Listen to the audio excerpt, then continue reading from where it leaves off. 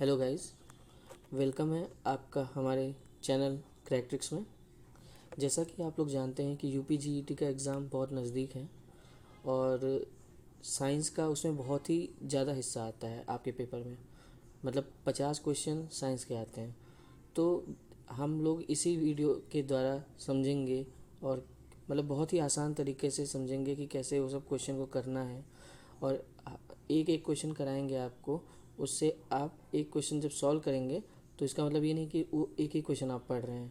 उसमें ये रहेगा कि आपको उस टॉपिक से रिलेटेड जितना भी, वो क्वेश्चन तो बताया ही जाएगा मगर उस टॉपिक से रिलेटेड जितना भी इधर उधर का जो भी टॉपिक पूछा जा सकता है वो भी पढ़ाया जाएगा। क्योंकि कॉम्पिटिटिव एग्ज़ाम में होता ये है कि जब भी कोई कॉम्पिटिटिव एग्ज़ाम होता है तो प्रीवियस ईयर के क्वेश्चन ही रिपीट होते रहते हैं। बस वो लोग करते क्या है कि उसी के आसपास का टॉपिक उठा उठा के क्वेश्चन पूछते हैं। ठीक है, तो बिना टाइम गवाए चलिए स्टार्ट करते हैं।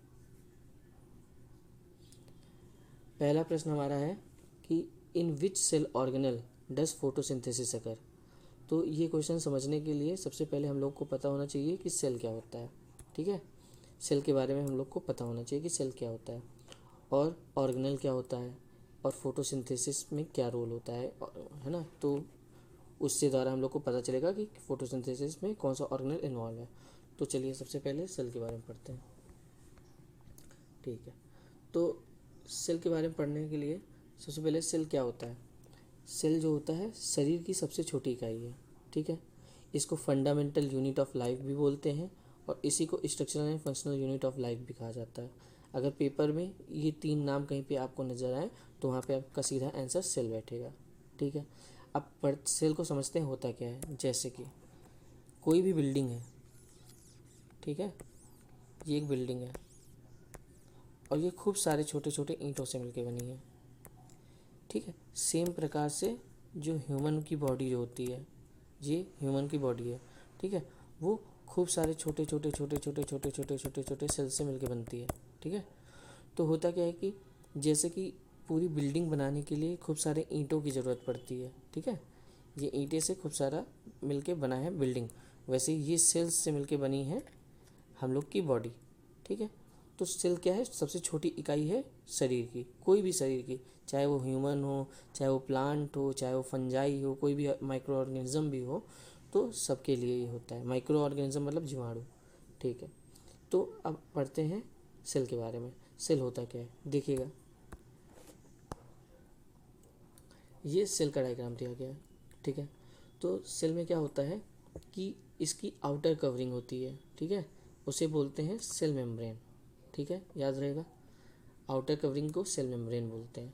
ठीक है, ये जो सेल मेम्ब्रेन है ये दोनों में ही पाया जाता है, चाहे वो प्लांट हो चाहे वो एनिमल हो। ठीक है, सबसे बाहर की लेयर जो होती है दोनों में प्रेजेंट यही होती है। ठीक है, फिर उसके बाद कुछ कुछ सेल्स ऐसी होती हैं जिनमें सेल मेम्ब्रेन के ऊपर भी एक कवरिंग पाई जाती है जिसे बोलते हैं सेल वॉल। ठीक है, कौन सी सेल्स, जैसे कि प्लांट्स की जितने भी सेल्स हैं। ठीक है, प्लांट्स के बारे में बात कर रहे हैं, तो प्लांट में सेल मेम्ब्रेन तो है क्योंकि सेल मेम्ब्रेन प्लांट में भी है एनिमल में भी है। तो मगर सेल वॉल किस में पाया जाता है, सेल वॉल केवल और केवल प्लांट में पाया जाता है, एनिमल में एब्सेंट होता है। ठीक है, तो वही लिखा है ओनली प्रेजेंट इन प्लांट, सिर्फ पेड़ों में प्रेजेंट होता है क्या, सेल वॉल। ठीक है, सेल मेम्ब्रेन दोनों में प्रेजेंट है, प्लांट में भी एनिमल में भी, मगर सेल वॉल केवल प्रेजेंट है प्लांट्स में। ये सेल वॉल वाला क्वेश्चन पूछा जाता है। क्वेश्चन में आएगा कि इनमें से कौन से ऑर्गेनिज्म में सेल वॉल प्रेजेंट होती है, तो आपका आंसर हो जाएगा प्लांट्स। ठीक है, उसके बाद पढ़ते हैं सेल के अंदर खूब सारा फ्लूइड भरा है, ये दिख रहा होगा आपको डायग्राम में भी। ठीक है, तो उस फ्लूइड को बोलते हैं साइटोप्लाज्म। ठीक है, साइटोप्लाज्म एक तरल पदार्थ है जो सेल के अंदर भरा रहता है। उसके अंदर खूब सारे ऑर्गेनिजम्स ऑर्गेनल होते हैं, वो तैरते रहते हैं। ये सब ऑर्गेनल्स दिए हुए हैं। ठीक है, एक एक करके अभी इन सब के बारे में पढ़ेंगे। पहले आप मोटा मोटा समझ लीजिए क्या होता है। ठीक है, कि ऑर्गेनल्स क्या होते हैं, वो ऐसी वस्तुएं हैं जो सेल के साइटोप्लाज्म में जो दिया हुआ है उसमें तैर रही होती हैं। ये तैर रहा है, देखिए ये तो फ्लूइड हो गया क्या, साइटोप्लाज्म, मगर उसमें जो तैर रहा है, जैसे ये तैर रहा है, ये तैर रहा है, ये तैर रहा है, ये, तो ये सब क्या है, ऑर्गेनल है। ठीक है, इन सबको क्या बोलते हैं, ऑर्गेनल बोलते हैं। तो सबसे पहले आप पढ़ेंगे एक एक करके ऑर्गेनल पढ़ेंगे। ठीक है, तो सबसे पहले इम्पॉर्टेंट है माइटोकॉन्ड्रिया। ये पेपर में भी पूछा जाता है बहुत ज़्यादा। इसे बोलते हैं power house of the cell. ठीक है, power house of the cell क्या है, मतलब कि ये सेल के लिए एनर्जी प्रोड्यूस करती है। पावर हाउस आप लोग जानते होंगे, जहाँ से लाइट आती है ना, तो इसी वजह से यहाँ से रिलेट कर सकते हैं कि power house of the cell क्या है, सेल के लिए एनर्जी कौन प्रोड्यूस कर रहा है, माइटोकॉन्ड्रिया। ठीक है, और ये सेलुलर रिस्पायरेशन के लिए भी रिस्पॉन्सिबल होता है। अगर क्वेश्चन में रिस्पायरेशन का कुछ भी पूछें तो ऑर्गेनल आप आंख बंद करके माइटोकॉन्ड्रिया का ऑप्शन लगाइएगा। और ये power house of the cell तो इम्पॉर्टेंट है ही है। कौन है दोनों, माइटोकॉन्ड्रिया। ठीक है, माइटोकॉन्ड्रिया ये दिया हुआ है। फिर उसके बाद क्लोरोप्लास्ट की बात करते हैं। क्लोरोप्लास्ट भी ऑर्गेनल होता है जो सेल के साइटोप्लाज्म में तैर रहा होता है। क्लोरोप्लास्ट का क्या काम होता है, फोटोसिंथेसिस करना। फोटोसिंथेसिस आप जानते होंगे कि प्लांट्स जो होते हैं, ठीक है, आपको समझाते हैं। जैसे कि ये सन है, ठीक है, और ये रहा प्लांट। ठीक, अब सन से रोशनी आ रही है, ठीक है, सनलाइट आती है, प्लांट पे पड़ती है, तो प्लांट की जो लीव्स होती हैं ना, लीव्स पे पाई जाती हैं क्लोरोप्लास्ट। ठीक है, उनकी जो सेल्स होती हैं उन्हीं पे क्लोरोप्लास्ट पाई जाती हैं, और वही क्या करते हैं, फोटोसिंथेसिस करके खाना बनाती हैं। ठीक है, सिंपल है। और खाना भी जो बनता है ना, उसके कहते हैं ग्लूकोज। ठीक है, इसको याद रखिएगा, ग्लूकोज। ठीक है, सिंपल सी बात है, समझ में आ गया इतना। अब आगे बढ़ते हैं। तो इससे यह क्लियर हो गया कि जो क्लोरोप्लास्ट है, ठीक है, जो क्लोरोप्लास्ट है अपना, उसमें क्या है, खाना बन रहा है। ठीक है, क्लोरोप्लास्ट क्या करता है, खाना बनाता है। तो खाना जो बन भी रहा है तो किस में बनेगा, प्लांट में केवल। ठीक है, तो क्लोरोप्लास्ट केवल और केवल कहाँ पाया जाता है, प्लांट्स में। ठीक है, इसको याद रखिएगा। ठीक है, चलिए अब आगे बढ़ते हैं। अब आती है बात गोल्गी बॉडीज़ की। ठीक है, ये भी एक ऑर्गेनल है जो कि सेल के अंदर पाया जाता है। ये दिया हुआ है। ठीक है, ये गोल्गी बॉडीज़ दी हुई है। गोल्गी बॉडीज़ का एकमात्र फंक्शन पूछा जाएगा आपसे, पैकेजिंग। ठीक है, पैकेजिंग का अगर क्वेश्चन आया आपके पास कि पैकेजिंग सेल में कौन करता है, तो गोल्गी बॉडीज़ आप आंसर लगा के आएंगे। ठीक है, फिर उसके बाद आता है छोटा छोटा, इसमें दिख रहा है आपको। ठीक है, जो छोटा छोटा बिंदु जैसा है वो क्या होता है, राइबोसोम होता है। राइबोसोम जो होता है ना, वो क्या काम करता है, प्रोटीन फैक्ट्री है। जैसा आप जानते हैं कि प्रोटीन सबके शरीर में पाया जाता है। ठीक है, तो जो प्रोटीन पाया जाता है, ठीक है, तो वो कहाँ से आता है, राइबोसोम बनाता है। ठीक है, सेल्स में पाया जाता है। साइटोप्लाज्म में ऑर्गेनल्स होते हैं, उनमें से एक ऑर्गेनल का नाम है राइबोसोम। तो राइबोसोम का काम क्या है, प्रोटीन फैक्ट्री, मतलब प्रोटीन का निर्माण करता है कौन, राइबोसोम। फिर उसके बाद आगे पढ़ेंगे वैक्यूल। वैक्यूल क्या होता है, आप देख रहे हैं ये ऑर्गेनल दिया हुआ है। ठीक है, ये क्या है, वैक्यूल है। ठीक, तो वैक्यूल का क्या काम होता है, ये स्टोरेज करता है पिगमेंट्स का या वेस्ट मटेरियल्स का अपने पास, और ये काफ़ी जगह घेरता है सेल का। ठीक है, इसको याद रखिएगा। ये एनिमल में भी पाया जाता है, प्लांट में भी पाया जाता है। ठीक है, तो एनिमल में कि तो ये पाया जाएगा तो छोटा होगा, है ना, या तो एब्सेंट होगा, मतलब पाया ही नहीं जाएगा वैक्यूल। मगर प्लांट्स में जो होता है वैक्यूल, वो हमेशा बड़ा पाया जाता है। मतलब प्लांट का जो सेल है उसमें जो वैक्यूल पाया जाएगा वो सबसे बड़ा होगा। मगर जो एनिमल है, एनिमल में अगर वैक्यूल है कि तो होगा कि तो नहीं होगा, होगा तो बहुत छोटा होगा, वही लिखा हुआ है। ठीक है, वैक्यूल बेसिकली आप समझ सकते हैं कि सेल है, सेल अपना क्रिया करेगा। ठीक है, तो कुछ वेस्ट मटेरियल भी तो निकलेगा ना, तो वो वेस्ट मटेरियल इस ऑर्गेनल में जाके इकट्ठा होता है। इस ऑर्गेनल को बोलते हैं वैक्यूल, सिंपल। अब एक मेन पॉइंट ये है कि न्यूक्लियस क्या होता है। ठीक है, सेल के सेंटर पे, ठीक है, देख रहे हैं जैसे कि ये ठीक है, ये क्या है, न्यूक्लियस है। तो सेल के सेंटर पे पाया जाता है और ये पूरे सेल का फंक्शन परफॉर्म करता है। ठीक है, सेल का जो कार्य वार्य जो देखेगा वो कौन देखने वाला है, न्यूक्लियस देखने वाला है। ये दोनों में पाया जाएगा, चाहे प्लांट हो चाहे एनिमल हो, सारे प्रकार के सेल्स में पाया जाता है। ठीक है, और इसमें क्या होता है कि न्यूक्लियस इसको कहते हैं, और न्यूक्लियस के अंदर ही डीएनए पाया जाता है। ठीक है, डीएनए सबको जानता है, डीएनए क्या होता है। डीएनए मतलब जैसे आप जानते हैं कि आप अपने फादर पे गए हैं, मदर पे गए हैं, सबको ये बोलता रहता है, तो वो क्यों सिमिलैरिटी आ जाती है, वो डीएनए के कारण, क्योंकि माँ बाप के कैरेक्टर जो है वो आप पे आए हैं। तो किसके कारण आए हैं, डीएनए के कारण। और डीएनए कहाँ पाया जाता है, न्यूक्लियस में। ठीक है, तो ये इतना पूरा सेल के बारे में था। अब क्वेश्चन पे आते हैं। ये समझना बहुत ज़रूरी था क्योंकि ये क्वेश्चन आपको एक दिख रहा होगा क्वेश्चन ये, ठीक है, मगर ये क्वेश्चन करने के बाद आपको इससे रिलेटेड कुछ भी पूछा जाएगा तो आप सिंपली कर ले जाएंगे, ठीक है। तो चलिए क्वेश्चन पे आते हैं। क्वेश्चन में पूछा गया था कि इन विच सेल ऑर्गेनेल फोटोसिंथेसिस, अगर फोटोसिंथेसिस कौन से सेल के ऑर्गेनेल में पाया जाता है, तो सिंपल सा आप आंसर बताइए क्या होगा, क्लोरोप्लास्ट, ठीक है। इसका ऑप्शन आ जाएगा बी, ठीक है। आगे बढ़े, इतना कोई दिक्कत नहीं, हो गया सबको, आगे चलते हैं। चलिए, which of the following acid, दूसरा क्वेश्चन है, which of the following acids is found in milk, मतलब कि जो मिल्क है मतलब दूध में कौन सा एसिड पाया जाता है, ठीक है। इसको समझने के लिए पहले सिंपल है मगर समझ लेते हैं, और भी इससे रिलेटेड क्वेश्चन आया कभी मिल्क से तो और आसानी से करा जा सकता है। ये सारा लिख दिया गया है, मिल्क से रिलेटेड कितना क्वेश्चन आपके पेपर में पूछा जा सकता है, तो जो भी आएगा मिल्क के बारे में इसी से आएगा, ठीक है। तो ये अच्छे से पढ़ लीजिए। मिल्क में जो एसिड पाया जाता है उसे बोलते हैं लैक्टिक एसिड, ठीक है, सिंपल। लैक्टिक एसिड कौन बनाता है, बैक्टीरिया बनाती है, इसको याद रखिएगा, इंपॉर्टेंट है। बैक्टीरिया का नाम क्या है, लैक्टिक एसिड बैसिलस, ठीक है, या फिर आप बोल सकते हैं लैक्टिक एसिड बैक्टीरिया, ठीक है। और इसका फुल फॉर्म भी आप लिख सकते हैं LAB, ये भी एग्जाम में पूछा जा सकता है। LAB क्या है, लैक्टिक एसिड बैक्टीरिया, ये बैसिलस लिखा है, बैसिलस भी बोलते हैं और ये बैक्टीरिया भी बोल सकते हैं, ठीक है, लैक्टिक एसिड बैक्टीरिया, ठीक है। तो ये इंपॉर्टेंट है।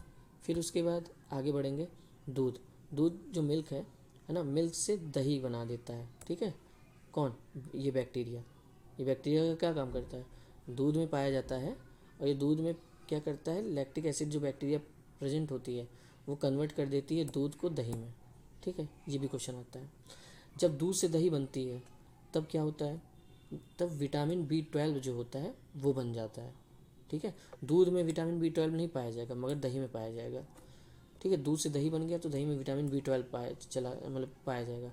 तो विटामिन B12 का क्या नाम है, साइनोकोबैलामाइन, ये इंपॉर्टेंट है, ये आपके एग्जाम में नेम पूछा जा सकता है, CYANOCOBALAMINE, साइनोकोबैलामाइन, ठीक है। किसका नाम है, विटामिन B12 का, किस में पाया जाता है, कर्ड में पाया जाता है। कब बना, जब दूध से दही बनी, ठीक है। अब उसके बाद आगे बढ़ते हैं, विटामिन B12, ठीक है। विटामिन B12 की कमी से क्या होता है, अगर किसी की बॉडी में विटामिन B12 की कमी हो जाए तो उसे बीमारी हो जाती है, कौन सी बीमारी, पर्नीशियस एनीमिया, बहुत इंपॉर्टेंट है, पर्नीशियस एनीमिया, ठीक है, इसको याद रखिएगा एज इट इज़। चलिए अब क्वेश्चन पे आते हैं, क्वेश्चन क्या था, ठीक है।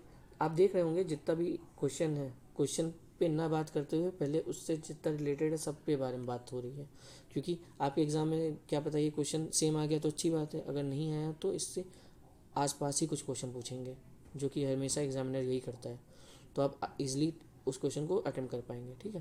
तो चलिए क्वेश्चन देखते हैं। जैसे इसमें दिया हुआ है कि which of the following acid is found in milk, अब बताइए मिल्क में कौन सा एसिड पाया जाता है, सिंपल है, लैक्टिक एसिड पाया जाएगा, है ना। तो इसका आंसर क्या हो जाएगा, बी, ठीक है। आगे बढ़ते हैं। चलिए अब तीसरा क्वेश्चन पूछा गया है, what is the total number of bones in the human body, ठीक है। तो ये तो सिंपल है, ये सब बच्चों को याद रहता है, ठीक है, आप याद रखिएगा, 206 आएगा इसका आंसर, बट ये तो सिंपल क्वेश्चन था, ठीक है, 206 आएगा इसका आंसर, ठीक है। अब इसमें क्या है कि मतलब इसका आंसर ए तो हो गया, ठीक। अब पढ़ते हैं बोन्स के बारे में, थोड़ा बात कर लेते हैं, डिस्कशन कर लेते हैं, बोन्स क्या होती हैं, है ना, बोन्स के बारे में क्या क्या इंपॉर्टेंट पॉइंट, और भी अगर नंबर नहीं पूछा तो और क्या पूछा जा सकता है। अच्छा एक और बात याद रखिएगा, बोन को स्केलेटल सिस्टम बोलते हैं, ठीक है। अगर पूछा जाए स्केलेटन सिस्टम क्या है तो बोन के बारे में बात की जा रही है, मतलब कि जो शरीर में जितने भी बोन्स हैं उनको स्केलेटन सिस्टम में रखा गया है, ठीक है, साइंस के आधार पे बात हो रही है। अब एडल्ट है या न्यू बॉर्न बेबी है, ठीक है, कि तो इंसान बड़ा हो गया या जन्म उसका हुआ है, अभी बच्चा है, ठीक है। तो जब बड़ा हो जाता है तो उस पर 206 हड्डियाँ होती हैं, मगर जब नया नया बच्चा पैदा होता है तो उसमें 306 हड्डियाँ होती हैं, ठीक है।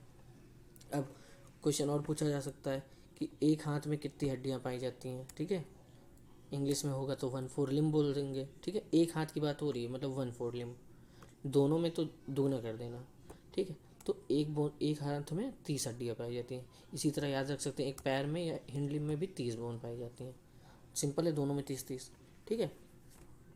फिर सबसे इम्पोर्टेंट क्वेश्चन ये आता है कि सबसे बड़ी हड्डी कौन सी है। ठीक है, इसमें पूछा जाएगा थाई बोन होता है। ठीक है, जांघ की बोन। ठीक है, उसका नाम क्या है, फीमर। याद रखिएगा, नाम ही पूछेंगे आपसे। ठीक है, सबसे बड़ी बोन कौन सी है, फीमर। और सबसे छोटी अगर पूछते हैं तो उसको बोलते हैं steps. Steps bone, STAPES। Steps कहाँ पाई जाती है, अब देखेंगे। कान होता है, ईयर। ईयर में टोटल 3 बोन्स पाई जाती है। एक ईयर की बात हो रही है, आपके पास 2 कान है तो दुगना कर दीजिएगा नंबर। ठीक है, तो हम अभी एक कान के बारे में पढ़ रहे हैं। एक कान में टोटल 3 बोन पाई जाती हैं, जिसे 3 ईयर ऑसिकल्स बोलते हैं। ठीक है, और उन तीनों का नाम क्या है, मेलियस, इनकस, स्टेप्स। ये बस लिखने के लिए नहीं दिया गया, इसको याद भी करना है। ठीक है, ये पूछा जाता है एग्जाम में, मेलियस, इनकस, स्टेप्स। और इसको सिंपल ट्रिक आपको बताएंगे कि इसको याद कैसे रखना है। ठीक है, सिंपल से इसको याद करने का है, MIS, मिस। याद हो गया। M से मेलियस, I से इनकस, S से स्टेप्स। तो आप ये ट्रिक से याद रख सकते हैं इसके बारे में। ठीक है, ईयर के तीनों बोन्स के, ये एक ईयर के बारे में। ठीक है, और उसमें भी सबसे छोटी जो बोन्स हो गई वो स्टेप्स हो गई। ठीक है, तो पूरी बॉडी की सबसे छोटी बोन कौन सी है, स्टेप, ईयर में पाई जाने वाली। उसके बाद बात करते हैं वर्टिब्रल।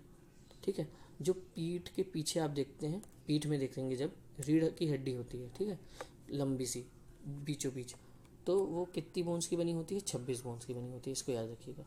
जो पसलियाँ हैं, पसलियाँ मतलब रिब्स, ठीक है, वो कितनी होती हैं, वो 24 बोन होती हैं टोटल, मतलब 12 पेयर्स में होती हैं। अगर पेयर पूछेगा तो 12 का जोड़ा टोटल हो जाएगा 24 बोन्स।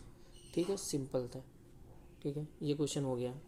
क्वेश्चन तो पहले ही बता दिया गया था, बोन्स के बारे में आपको पढ़ा दिया गया। अब आगे बढ़ते हैं। अब पूछा गया है क्वेश्चन में कि which is the largest ocean on earth. ठीक है, अगर ओशियन, ओशियन मतलब महासागर। ठीक है, महासागर के बारे में अगर आपसे पूछते हैं कि क्या है, तो महासागर की कुछ इंपॉर्टेंट पॉइंट जान लीजिए, इन्हीं से क्वेश्चन आता है। ठीक है, आपके पेपर में मिलेगा तो इन्हीं में से क्वेश्चन मिल जाएगा अगर महासागर का कोई भी क्वेश्चन आया तो। ठीक है, तो ओशियन को महासागर बोलते हैं। टोटल वर्ल्ड में कितने महासागर हैं, 5। Pacific, Atlantic, Indian, Arctic, Antarctic. ठीक है, इसको याद रखिएगा। सिंपल है, छोटे से पढ़ते आए हैं। ओशियंस क्या है, महासागर, 5 महासागर, पैसिफिक महासागर, अटलांटिक महासागर, Indian ocean, Arctic ocean, Antarctic ocean. ठीक है, अब उसमें भी क्वेश्चन क्या आएगा, लार्जेस्ट ओशियन क्या है, तो लार्जेस्ट तो पैसिफिक आंसर आ जाएगा। ठीक है, लार्जेस्ट मतलब सबसे बड़ी ओशियन। ठीक है, सबसे बड़ा महासागर क्या है, या सबसे गहरा भी पूछ लें तो क्या है, पैसिफिक। डीपेस्ट पूछें या लार्जेस्ट पूछें या गहरा पूछें या बड़ा पूछें तो सबसे क्या हो जाएगा आंसर सबका, पैसिफिक ओशियन। साउदर्न ओशियन अगर पूछें, ठीक है, साउदर्न, ठीक है, साउदर्न मतलब दक्षिण, साउथ मतलब दक्षिण होता है ना, तो साउदर्न ओशियन पूछेंगे तो एंटार्क्टिका आप आंसर करके आइएगा।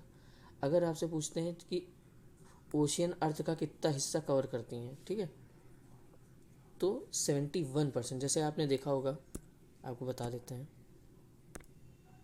जैसे कि ये अर्थ है, ठीक है, तो आप देखे होंगे अर्थ में जैसे ऐसे ऐसे कुछ अर्थ का है, मान लीजिए आप ये अर्थ है ना, ये अर्थ में पूरा लैंड एरिया है। ठीक है, इतने में ही तो सब कोई रहता है। जैसे मान लीजिए यहाँ इंडिया हो गया, जैसे मान लीजिए यहाँ इंडिया हो गया, यहाँ कहीं पे दुबई हो गया, यहाँ कुछ हो गया, है ना, तो ऐसे ऐसे करके पूरा है। मगर जो आप देखेंगे कि ये जो इतना हिस्सा बच गया है ना, ये क्या है, ये समुद्र है, ओशियन है, महासागर है। तो महासागर सबसे ज़्यादा अर्थ का एरिया कवर कर रहा है, कितना, मतलब 100% में से भी कितना एरिया कवर कर रहा है, 100% में का 71% कवर कर रहा है। ठीक है, बाकी सब कौन कवर कर रहा है, लैंड एरिया। ओशियन कवर कर रहा है ज़्यादा, कितना, 71% सरफेस। ये परसेंटेज इंपॉर्टेंट है, इसको याद कर लीजिएगा। चलिए नेक्स्ट क्वेश्चन। अब ओशियन से कोई भी क्वेश्चन आएगा आप कर लेंगे। ठीक, अब आगे बढ़ते हैं। अब पूछा गया है कि which vitamin is obtain from sunlight. Simple question है, इसको रट लीजिएगा। ठीक है, इसका आंसर सीधा ही सीधा है, इसमें कुछ बताने की ज़रूरत नहीं है। इसका आंसर आ जाएगा डी। ठीक है, ऑप्शन भी डी है और विटामिन भी डी है। ठीक है, तो विटामिन कौन सा, सनलाइट में आपको, अगर आप बैठेंगे सनलाइट में तो आपको विटामिन डी मिलेगा। ठीक है, तो तभी कहा जाता है कि कभी कभी धूप में भी निकल जाया करो, तो क्योंकि विटामिन डी मिलता है। ठीक है, इसको याद रखिएगा। डी से धूप, डी से विटामिन डी। ठीक है, याद हो जाएगा इसको। यही सब ट्रिक्स हैं जो याद रखनी होती हैं। चलिए आगे। Which element is the first element in the periodic table. ठीक है, पीरियोडिक टेबल सबको यह जानता होगा। अगर किसी को दिक्कत हो पीरियोडिक टेबल समझने में तो आप कमेंट कर दीजिएगा। ठीक है, आपको पढ़ा दिया जाएगा। ठीक है, एक वीडियो बना देंगे। अगर किसी को पीरियोडिक टेबल पढ़ने में दिक्कत आती है, कैसे पढ़ा जाता है, क्या क्या उसमें इंपॉर्टेंट चीज़ें हैं, तो आप कमेंट कर दीजिएगा। अगर लगेगा मेरे को कि बहुत लोगों को दिक्कत हो रही है तो वो टॉपिक भी आपको पढ़ा दिया जाएगा। ठीक है, अब पीरियोडिक टेबल आप अगर उससे जानते होंगे तो ऐसे करके कुछ होता है। ठीक है, एक पीरियोडिक टेबल जिसमें खूब सारे एलिमेंट्स के नाम दिए होते हैं। ठीक है, टोटल 180 के आसपास होते हैं। ठीक है, तो ये सब एलिमेंट्स ऐसे ऐसे लाइन बनी होती है। ठीक है, उससे पूछा गया है कि पहला जो एलिमेंट यहाँ होता है उसका नाम क्या है, ये बताइए। ठीक है, सिंपल। तो वो होता है, इसका आंसर आ जाएगा हाइड्रोजन। ठीक है, हाइड्रोजन, ए ऑप्शन। ठीक है, सिंपल। आगे बढ़ते हैं। विच एसिड फाउंड इन लेमन, मतलब कि लेमन मतलब नींबू। नींबू में कौन सा एसिड पाया जाता है। ठीक है, इसका भी आंसर सीधा है, डायरेक्ट याद रखना पड़ेगा आपको। इसका आंसर होता है सिट्रिक एसिड। ठीक है, सिट्रिक एसिड। ऑप्शन नंबर इसका हो जाएगा सी। ठीक है, इसको याद रखना है, एज इट इज़ रटना पड़ेगा इसको आपको। चलिए आगे। Which of the following is not a fossil fuel. ठीक है, अब फॉसिल फ्यूल क्या होता है, मतलब जो वो होते हैं ईंधन जो होते हैं ना, जिससे मिलते हैं, जैसे कि फॉसिल फ्यूल मतलब बोले तो जैसे कि जो जानवर होते हैं या फिर प्लांट हो गए, है ना, उनके द्वारा जब वो मर जाते हैं, फिर जब उनकी बॉडी सड़ती है ना, तो उनसे द्वारा जो प्राप्त किए जाते हैं और उसको फिर हम लोग एज अ फ्यूल यूज़ करते हैं कि तो वो जलाने के काम आता है या फिर गाड़ी चलाने के काम आता है। पेट्रोल हो गया, डीजल हो गया, कोयल हो गया, मतलब कोल हो गया जो जलाते हैं ठंडी में, आप लोग हाथ सेकते होंगे। कोयला वेला जलाता है ना सब कोई, तो प्लांट से आता है ना। प्लांट जब कई सारे जब गिर जाते हैं, जब वो धंसे रहते हैं ज़मीन पे, तो एक समय आने पे वो बहुत टाइम लगता है, एकदम से नहीं कि कल गिरे और कल की कल। बहुत ज़्यादा समय के बाद जब देखेंगे आप हज़ारों साल लग जाते हैं। उसके बाद हम लोग को जब ये मिलते हैं तो कोयले के फॉर्म में मिलते हैं। ठीक है, तो वही सब है। तो उसमें से इसमें पूछा गया है क्वेश्चन में कि इस विच ऑफ द फॉलोइंग, मतलब कि इनमें से जितने भी दिए गए हैं ऑप्शन, ठीक है, उसमें से कौन सा नहीं है फॉसिल फ्यूल। ठीक है, अब देखिए, कोल मिलता है। ठीक है, कोयला तो मिलता है, हमने बताया आपको। नेचुरल गैस भी मिलती है। ठीक है, पेट्रोलियम भी मिलता है, मगर सोलर एनर्जी एकमात्र ऐसी एनर्जी है जो कि हम लोग को ना ही कोई ऑर्गेनिज्म से मिलती है ना ही प्लांट से मिलती है। ये डायरेक्ट और डायरेक्ट कहाँ से आती है, बताएगा कोई। ठीक है, सिंपल है, इसमें बताने की कोई ज़रूरत तो है नहीं। सनलाइट होती है तो सन से ही आएगी, ऑब्वियस है। और सन तो कोई फॉसिल है नहीं कि जो वहाँ से मिल रहा हो हम लोग को। तो इसका आंसर क्या हो जाएगा, सिंपल है। इसका आंसर हो गया आपका सोलर एनर्जी, डी ऑप्शन हो गया। ठीक है, ठीक, डी ऑप्शन आ गया इसका। चलिए आगे बढ़े। अब क्वेश्चन पूछा गया which of the following is a bacterial disease. ठीक है, बैक्टीरियल डिजीज़ के बारे में बात करनी है कि कौन सा इसमें से बैक्टीरिया की कौन सा डिजीज़, ये 4 डिजीज़ के नाम दिए गए, मलेरिया, टीबी मतलब ट्यूबरकुलोसिस, डेंगू, एड्स, है ना, ये सब जो दिए हुए हैं, इनमें से कौन सा बैक्टीरिया के कारण होता है। तो अगर बैक्टीरिया पूछेंगे तो बता ही रहे हैं आपको, मगर आप ये याद कर लेंगे ना तो जितने भी डिजीज़ आपको पूछेंगे, बैक्टीरिया से होने वाली, वायरस से होने वाली, प्रोटोजोअन से होने वाली, सब आप बता ले जाएंगे। ठीक है, तो ये एज इट इज़ क्वेश्चन आएगा, तो ये रट लीजिएगा आप लोग। जैसे कि दिया हुआ है, बैक्टीरियल डिजीज़ कौन कौन सी होती हैं जो बैक्टीरिया से कॉज होती हैं। Tuberculosis TB, typhoid, cholera, pneumonia, diphtheria, leprosy. ठीक है, ये मुख्य बीमारियां हैं जो बैक्टीरिया से होती हैं। वायरस से होने वाली को डिजीज़ को क्या बोलते हैं, वायरल डिजीजेस। ये बैक्टीरियल थी तो बैक्टीरिया से हो रही थी, ये वायरस से होती हैं तो वायरल डिजीज़। कौन कौन से, कॉमन कोल्ड, जैसे कि जुकाम होता है ना, किसकी वजह से होता है, वायरस की वजह से होता है, और ये सबको होता है।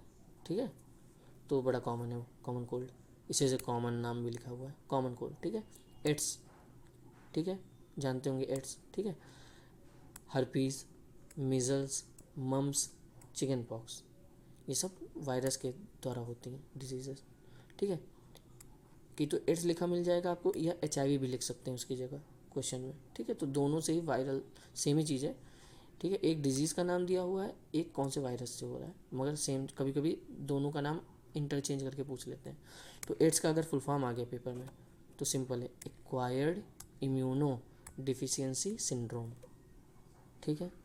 HIV का फुल फॉर्म पूछ लिया एग्जाम में आपसे, human immuno deficiency virus, simple है, मिलता जुलता नाम है दोनों का, याद हो जाएगा, इसको याद करिएगा, आता भी है पेपर में। प्रोटोजोवन डिजीज़ अगर पूछ लें आपसे तो कौन कॉज करता है, मलेरिया। मलेरिया किससे होता है, प्रोटोजोवन से होता है। जैसे बैक्टीरिया होता है वो डिजीज़ कॉज कर रहा था, जैसे वायरस होता है वो डिजीज़ कॉज कर रहा था, वैसे ही प्रोटोजोआ होता है, वो भी एक माइक्रो ऑर्गेनिज्म है जो डिजीज़ कॉज करता है। कौन सी डिजीज़, मलेरिया, ठीक है। और आपको अगर बता दें, अगर आपको और पूछ लिया गया तो प्रोटोजोआ का नाम क्या है, ठीक है। प्रोटोजोआ का नाम होता है प्लाज्मोडियम, अगर पेपर में आ जाए, और वही कॉज करता है क्या, मलेरिया। प्लाज्मोडियम नाम है उस प्रोटोजोआ का, अगर पेपर में आ गया तो यही आएगा, ठीक है। चलिए आगे बढ़ते हैं, ठीक है। हाँ, तो आगे बढ़ने से पहले ये वाला क्वेश्चन तो हुआ नहीं था, अभी क्वेश्चन अटेम्प्ट करिए। इतना पढ़ लिया आपने तो अभी क्वेश्चन आराम से बता पाएंगे, ठीक है। बैक्टीरिया क्या, आप तो कोई भी वायरस पूछ लें या प्रोटोजोआ पूछ लें तब भी बता पाएंगे। तो इन्होंने पूछा है क्या है, बैक्टीरिया से होने वाली डिजीज़ कौन सी है, मलेरिया। मलेरिया तो है नहीं, आपने कहाँ मलेरिया पढ़ा, प्रोटोजोआ से होती है ना, तो इसमें बैक्टीरिया पूछे तो ये तो होगा नहीं। टीबी, टीबी देखिएगा, टीबी देखिए मिल गया, बैक्टीरियल डिजीज़ कौन सी है, टीबी, तो इसका आंसर बी ही बनेगा, ठीक है। चलिए आंसर तो आ गया, बाकी और ऑप्शन पढ़ लेते हैं, ठीक है। डेंगू पूछा गया है, डेंगू, डेंगू इससे होता नहीं है, ठीक है। एड्स, एड्स तो वायरस से होगा, ठीक है, तो सिंपल है। तो इसका आंसर सीधा आ गया ट्यूबरकुलोसिस, टीबी, ठीक है। आगे बढ़ते हैं। अब इसमें पूछा गया है which of the following is an element, element इसमें क्या है, ठीक है। इसका सीधा आंसर, ये बहुत सिंपल क्वेश्चन है, ठीक है। पीरियोडिक टेबल फिर से बोलना चाहेंगे, पीरियोडिक टेबल जिन्होंने नहीं पढ़ा है सही से उनसे क्वेश्चन करना थोड़ा उनको बहुत टफ लगेगा, बाकी ये बहुत हलवा सवाल है, ठीक है। तो इसका आंसर हो जाएगा सी, सी यानी कि गोल्ड, ठीक है। ये एलिमेंट है, बाकी सब क्या है, बाकी सब एलिमेंट नहीं है तो क्या हुए फिर, वाटर है, वाटर मतलब कंपाउंड हो जाएगा, एक कंपाउंड है। कंपाउंड और एलिमेंट में अंतर क्या होता है, चलिए आपको बता देते हैं यहीं पे, ठीक है। चलिए, जैसे इसमें पूछा जाता है कि, मैंने क्या बोला, एलिमेंट, ठीक है, और आपको बता रहे हैं कंपाउंड, उसमें अंतर एकदम सिंपल सा है, ठीक है। क्या होता है अंतर, कि जो एलिमेंट होता है जैसे कि हो गया हाइड्रोजन, हो गया ऑक्सीजन, हो गया नाइट्रोजन, हो गया कार्बन, हो गया, ये सब एलिमेंट है। मगर कंपाउंड आपको मिलेगा तो जैसे मिल गया H2O, वाटर को कहते हैं H2O, ठीक है। कार्बन डाइऑक्साइड मिल गया, है ना। तो ये सब इसमें आपको देख के ही नज़र आ रहा है डिफरेंस, कैसे समझाते हैं। एलिमेंट होगा तो केवल की तो हाइड्रोजन दिया है, केवल की तो ऑक्सीजन दिया है, या फिर केवल नाइट्रोजन दिया है, या केवल कार्बन दिया है, ये हमेशा एक ही दिया हुआ है, क्या है, एलिमेंट। मगर कंपाउंड की जब बात करें तो कंपाउंड क्या हो जाता है, दो एलिमेंट से मिलके बन गया ना, देखिए एक, या तो सेम ही एलिमेंट से मिलके, एक नहीं है, एक से ज़्यादा एलिमेंट आ जाए अगर कहीं पे भी, इसमें देखो हाइड्रोजन भी आ रहा है, दो हाइड्रोजन आ रहे हैं और एक ऑक्सीजन भी आ रहा है, तीन तीन एलिमेंट आ गए इसमें, तो इस वजह से कंपाउंड है ये। इसमें भी देखिए कार्बन हो गया, दो ऑक्सीजन हो गया, तीन तीन एलिमेंट आ गए, ठीक है, तो ये भी कंपाउंड है। इवन अगर आपको ये लिखा होता O3 तो ये भी कंपाउंड होता है, ये ना समझिएगा कि ऑक्सीजन ही इसमें एलिमेंट है, तीन ऑक्सीजन के एलिमेंट है ना, तो तीन एलिमेंट होने से भी ये कंपाउंड ही बना, ठीक है। चलिए आगे बढ़ते हैं। तो इस क्वेश्चन का तो आंसर क्या बताया था हमने, इसका आ जाएगा सी, ठीक है, गोल्ड। चलिए इसका आंसर सी आ जाएगा, गोल्ड। आगे बढ़ते हैं। फोटोसिंथेसिस अकर्स इन, देखिए आपको पहले मैंने पढ़ाया था सेल वाले टॉपिक में, तो आप इजीली कर सकते हैं इसका आंसर। कहाँ पे होता है फोटोसिंथेसिस, तो इसका सिंपल सा आंसर आ जाएगा आपके पास बी, बी मतलब प्लांट, ठीक है। प्लांट से पढ़ाया था आपको फोटोसिंथेसिस होता है। आगे बढ़िए। Which of the what is the chemical formula of water. चलो अभी डिस्कस कर रहे थे तो आपके लिए इजी पड़ गया ये क्वेश्चन। केमिकल फॉर्मूला क्या है वाटर का, केमिकल फॉर्मूला वाटर का बताइए, सिंपल है, H2O होता है। ठीक है, H2O मतलब होता है वाटर। ठीक है, अगर आपसे पूछे CO2 क्या है, CO2 हो जाएगा कार्बन डाई ऑक्साइड। ठीक है, O2 क्या है, O2 ऑक्सीजन मॉलिक्यूल है। ठीक है, ऑक्सीजन मॉलिक्यूल। और NaCl, NaCl क्या है, NaCl है सोडियम क्लोराइड, या इसी को कहते हैं टेबल सॉल्ट या कॉमन सॉल्ट भी बोला जाता है, जो आप लोग यूज़ करते हैं नमक खाने वाने में, इसी को बोलते हैं NaCl को। बट क्वेश्चन हमारा क्या था, वाटर। वाटर क्या है, H2O। ठीक है, सिंपल हो गया, बी आंसर इसका आ गया। आगे बढ़ते हैं। अब इसमें पूछा गया है मेटल इनमें से कौन सा है, which of the following is a metal. ये आपको 4 एलिमेंट्स दिए गए हैं। अब से वही बात हो गई, पीरियोडिक टेबल अगर आपको नहीं आता है तो उसमें आप नहीं कर पाएंगे क्वेश्चन, और पीरियोडिक टेबल अगर आपको आता होता तो हम तो सिंपल से ये कहेंगे आज ही आप आज का ही होमवर्क ले लीजिए, चाहे पीरियोडिक टेबल खोलिएगा, आप सर्च करिएगा गूगल पे मिल जाएगा पीरियोडिक टेबल, है ना। तो उसमें आप देखेंगे कि जो 1 से लेकर 30 एलिमेंट जितने भी दिए हुए हैं नंबर में, जिनका एटॉमिक नंबर 1 से लेकर 30 है, तो आप सबको रट जानी है। ठीक है, इतना तो आना ही चाहिए कोई भी एग्ज़ाम के लिए। इतने एलिमेंट, ये 30 एलिमेंट के नाम लिखे हुए हैं और ये एज इट इज़ याद करना है, मतलब लाइन से, पहला हाइड्रोजन, फिर हीलियम, फिर lithium, beryllium, boron, carbon, nitrogen, oxygen, fluorine, neon, sodium, magnesium, aluminium, silicon, phosphorus, sulphur, chlorine, argon, potassium, calcium, scandium, titanium, vanadium, chromium, manganese, iron, cobalt, nickel, copper, zinc. ठीक है, तो ये practice से ही आएगा, इसको लिख लिख के याद करेंगे और इसका सिंबल याद करेंगे, इसका पूरा नाम याद करेंगे, इसका एटॉमिक नंबर कितना होता है, इसका मास नंबर कितना होता है, ये आपको सबको रटना ही है, इसको छोड़ा नहीं जा सकता है। ठीक है, तो वहाँ से ये आपको समझ में आएगा कि जो इन्होंने पूछा है तो इसका आंसर इन्होंने मेटल पूछा है। ठीक है, मेटल का इसमें होगा, अब देखिए आपको बता देते हैं, सल्फ़र जो है ये नॉन मेटल है, कार्बन जो है नॉन मेटल है, ऑक्सीजन भी नॉन मेटल है, केवल और केवल इसका आंसर आ जाएगा सी। ठीक है, इसका आंसर आएगा सी, आयरन। आयरन जो है हमारा मेटल है। ठीक है, आगे बढ़ते हैं। पीरियोडिक टेबल आप याद कर लेंगे तो आपके लिए इजी पड़ जाएगा, मतलब पीरियोडिक टेबल जब याद करना तो उसमें लिखा रहेगा खुद ही कि कौन सा इसमें मेटल है कौन सा नॉन मेटल है, तो आपको रटना पड़ेगा वो। चलिए, what is the reaction between acid and base, simple है, अभी आप पढ़ लीजिए एसिड और बेस, आगे आएंगे क्वेश्चन, मैंने डाले हैं ऐसे ऐसे क्वेश्चंस जिसमें एसिड बेस भी आने वाले हैं। ठीक है, तो आप ये सीरीज़ से बने रहिएगा। ठीक है, इस सीरीज़ में आपको क्वेश्चंस मिलते रहेंगे और गारंटी आपको ली जा रही है कि आपके पेपर में अगर 50 क्वेश्चन आते हैं, ठीक है, 50 में से आपको 40+ क्वेश्चन इसी वीडियोस से ही मिल जाएंगे आपके मेन पेपर में। आप आइएगा, मिलाइएगा, आपको इतने क्वेश्चन मिल जाएंगे। ठीक है, तो इस हिसाब से आप पढ़िए ध्यान देके, मतलब इतना तो आपको करना ही है। चलिए अब पढ़ते हैं रिएक्शन बिटवीन एसिड और बेस क्या कहते हैं। अब देखिए इसको रटना पड़ेगा आपको, एसिड प्लस बेस को जब मिलाते हैं तो उससे बनता है सॉल्ट और वाटर निकलता है। ठीक है, ये है वाटर H2O। ठीक है, तो इस रिएक्शन का नाम होता है न्यूट्रलाइजेशन रिएक्शन, ऑप्शन बी इसका आंसर होगा।